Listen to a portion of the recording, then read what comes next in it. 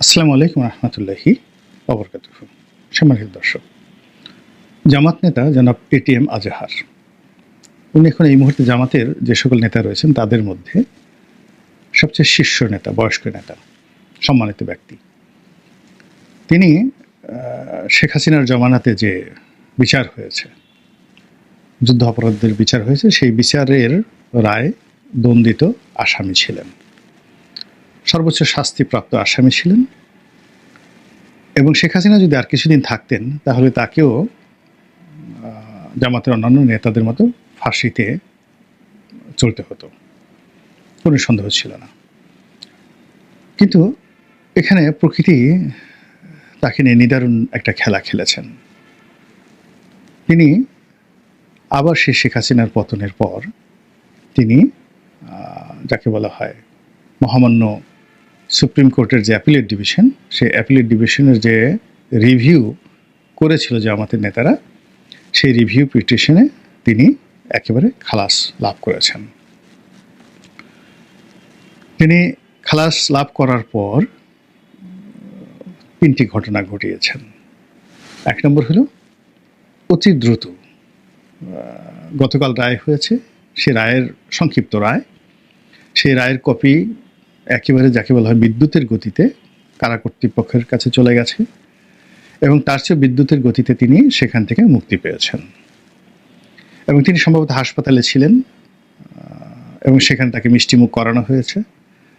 তারপরে তাকে সেখান থেকে একেবারে দামি গাড়িতে করে, ছাদ খোলা সেই টয়োটা ল্যান্ড ক্রুজার প্রাডোতে করে, যে গাড়িতে সাধারণত জামাতের আমিরও চড়েন না, আর জামাতের লোকজন সাধারণত এত দামি গাড়িতে চড়েন না, কিন্তু সবচেয়ে দামি গাড়িতে যারা আওয়ামী লীগ বিএনপির নেতারা চলেন, ওইরকম একটা গাড়িতে করে তাকে সংবর্ধনা দেওয়ার জন্য সেই জেল ফটক থেকে, যেটা বেসিক্যালি হয়তো কোনো হাসপাতাল ছিল এটা, তো সেখান থেকে তাকে শাহবাগে আনা হয়েছে।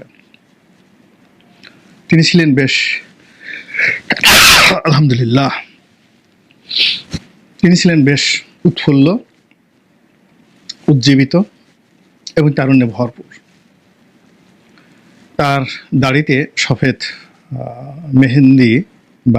মেহেদি লাগানো ছিল। তারপর মেধহীন শরীর, মুখে হাসি, হাত টেনে নাড়াচ্ছিলেন একেবারে নতুন বিজয়ের একটা আনন্দ নিয়ে। গাড়ির ছাদ খোলা গাড়ির মধ্যে মাথা বের করে তিনি হাত নাড়াচ্ছিলেন সমবেত জনতার উদ্দেশ্যে। তারপর শাহবাগের যে সংবর্ধনা মঞ্চ, সেই সংবর্ধনা মঞ্চে তিনি বীর বিক্রমে উঠলেন, বক্তব্য দিলেন আর ঘোষণা দিলেন তিনি এখন মুক্ত। আর প্রশ্ন করলেন শেখ হাসিনা এখন কোথায়।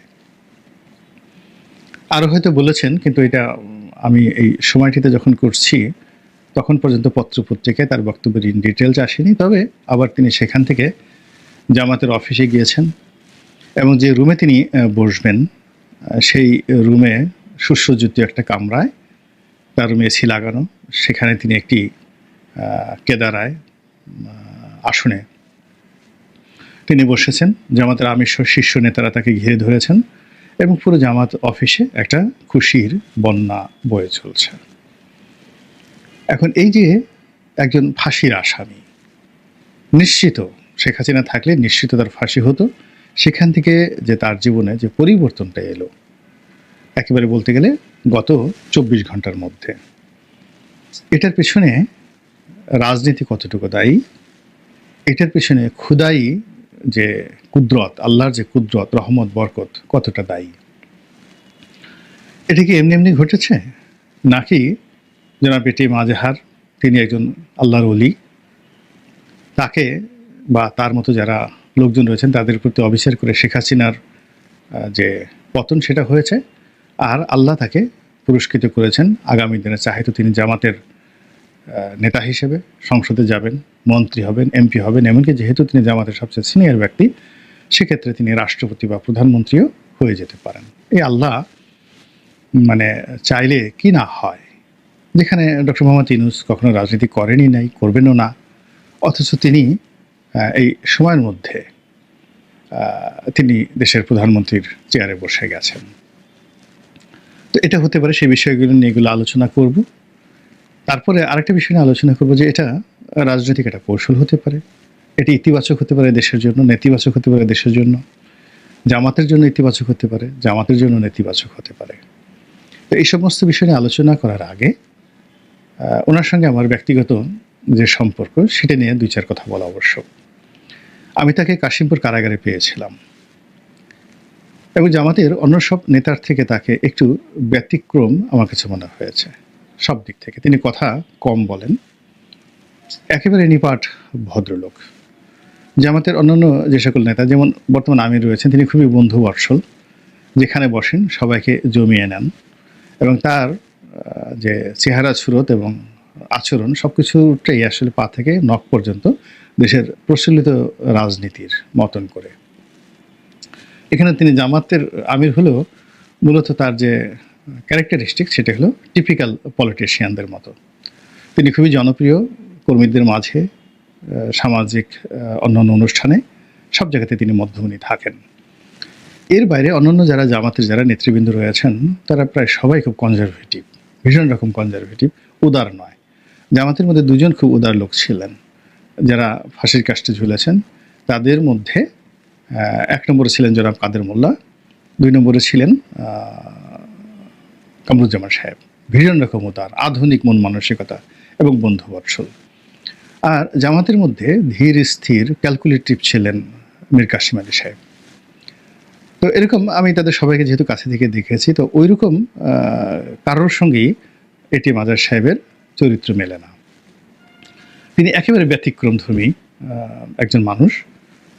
প্রশ্ন করলে উত্তর দেবেন খুবই সংক্ষেপে, আদারওয়াইজ উপযাচক হয়ে তিনি কখনোই কারোর কাছে যানও না, কথাও বলেন না। তারপরে কারোর প্রতি তার কোনো ক্ষোভও নেই, লোভও নেই, লালসাও নেই। ফাঁসির কাস্টে তিনি যখন ঝুলবেন সেটা নিয়ে আমি তার মধ্যে কখনো মনোবেদনাও দেখিনি, আফসোসও দেখিনি। আমি ওরকম খুঁটিয়ে খুঁটিয়ে তাকে বিভিন্ন রকম প্রশ্ন করেছি, তিনি খুব সংক্ষেপে সেই উত্তরগুলো দিয়েছেন। ফলে কী হলো, জেলখানাতে অন্যান্য জামাত নেতার সঙ্গে আমার যেভাবে একটা আন্তরিকতা হয় কিংবা যে ধরনের একটা সম্পর্ক হয়, এটিএম আজহার সাহেব আমার পাশাপাশি থাকা সত্ত্বেও সম্পর্ক ছিল, কিন্তু এই আন্তরিকতাটা হয়নি কখনো। কিন্তু তার প্রতি একটা শ্রদ্ধা, সহানুভূতি সবসময় ছিল। বিশেষ করে তিনি একটা খুব দুঃখজনক ঘটনা আমাকে বলছিলেন যে তিনি যখন গ্রেপ্তার হন তাকে ডিবি অফিসে নিয়ে যাওয়া হয়। তো তিনি যেটা আশা করেননি, ডিবি অফিসে তাকে যখন ইন্টারোগেশন করা হয় একটা চেয়ারে বসতে দেওয়া হয়। একজন তরুণ কর্মকর্তা ডিবির, একেবারে বাচ্চা বয়সী, হয়তো এএসপি হবে বা সিনিয়র এএসপি হবেন। তো আরজাহার সাহেবের ছেলের বয়সের চেয়েও কম। তো তিনি সামনে এসে বসলেন, হাসি মুখে জিজ্ঞাসা করলেন কেমন আছেন, কী আছেন ইত্যাদি, আনএক্সপেক্টেড।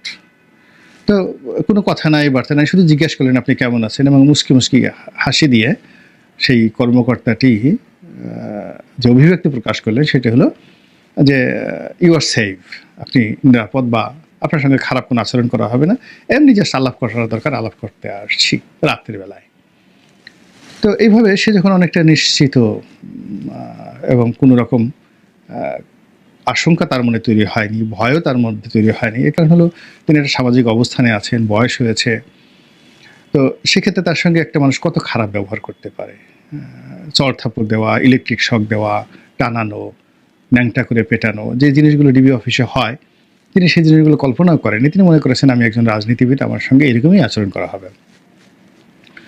তো এরকম তিনি যখন চিন্তা ভাবনা করছেন তখন সেই কর্মকর্তাটি অল অন এ সাডেন সে হাসি মুখে বিরাট একটা লাঠি, মুগুর টাইপের একটা লাঠি, সেটা বের করে ওনার মানে হাঁটুর উপরে এমন জোরে বাড়ি দিলেন যে ওনার হাঁটুটা সম্পূর্ণ ভেঙে চুরমার হয়ে গেল। মানে উনি যেটা চিৎকার দিবেন, কেন বাড়িটা দিল, মানে একটা সেকেন্ডও তিনি চিন্তা করতে পারেননি। মানে এখনও তার কাছে একটা বিস্ময়, তিনি আমাকে যখন বলছিলেন এই কথাগুলো, যে এখনও তার কাছে একটা বিস্ময় যে এই যুবক ওভাবে এসে কেন আমাকে একটা বাড়ি দিল, এক বাড়ি, শুধু একটা বাড়িতে আমার হাঁটুটা ভেঙে চুরমার করে দিল, এটার কারণ ছিল কি। এবং সাধারণত মানুষ টর্চার করার আগে নেতিবাচক কথা বলে, রাগারাগি করে, গালাগাল করে, এবং তখন বডি একটা যে কোনো খারাপ পরিস্থিতির জন্য নিজেকে প্রস্তুত করে। কিন্তু এই যুবক যা করলো, মানে পুলিশ কর্মকর্তা যা করলো, তিনি সেই জেলখানাতে বসে সেই কথাটাই বারবার চিন্তা করতেন যে এটা কেন হলো, কিভাবে হলো। যে উনি আসলে এই ধরনের একটা মানুষ। যাই হোক, তার মৃত্যুদণ্ড, তাকে নিয়ে আওয়ামী লীগের সরকারের যে রাগারাগি, বাড়াবাড়ি, এটি আমি কেন হয়েছে, কীভাবে হয়েছে আমি জানি না, কিন্তু তিনি খালাস পেয়েছেন। খালাস পেয়েছেন সম্মত কারণে আমি খুশি হয়েছি। খুশি হয়েছি এই কারণে যে তার সঙ্গে আমার যতটুকু আলাপ আলোচনা হয়েছে, আমার কাছে মনে হয়েছে যে তার প্রতি জুলুম করা হচ্ছে। কিন্তু এখানে তার এই খালাসের মাধ্যমে দুটো নজির তৈরি হয়ে গেল বাংলাদেশে। এক নম্বর নজির হলো যে ক্ষমতার পালা পরিবর্তনের সঙ্গে সঙ্গে কোর্টের রায় পরিবর্তন হয়, এবং সেটা ঝড়ের গতিতে। এটা আমরা দেখেছি ডক্টর মোহাম্মদ ইউনূসের ক্ষেত্রে, বেগম জিয়ার ক্ষেত্রে, তারেক জিয়ার ক্ষেত্রে, জুবাইদুর রহমানের ক্ষেত্রে, তারপরে বিএনপির অন্য শীর্ষ যারা নেতৃবৃন্দ রয়েছেন, যাদের বিরুদ্ধে দুদকের মামলা ছিল, যাদের সহায় সম্পত্তি ক্রক ছিল, ব্যাংক অ্যাকাউন্ট ফ্রিজ করা ছিল, 24 ঘন্টার মধ্যে সব কিছু খুলে গেছে। তো এইরকম যদি আইন হয়, তাহলে এই আইন অঙ্গনে যারা আছেন তাদের প্রতি সাধারণ মানুষের বিশ্বাস কেমন থাকবে।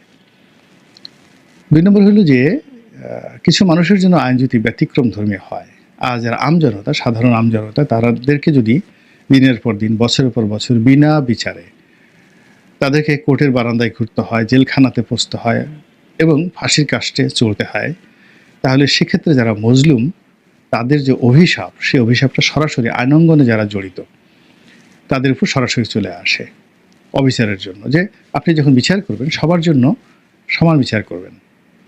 রাজনৈতিক পট পরিবর্তন হওয়ার সঙ্গে সঙ্গে কিছু মানুষকে একেবারে 1 ঘন্টার মধ্যে আপনি কুল্লু খালাস করে দিবেন, আর জেলখানার মধ্যে কমিশন না করে হাজার হাজার মানুষকে যেভাবে আটকে রাখা হয়েছে, তো সেই মানুষের জন্য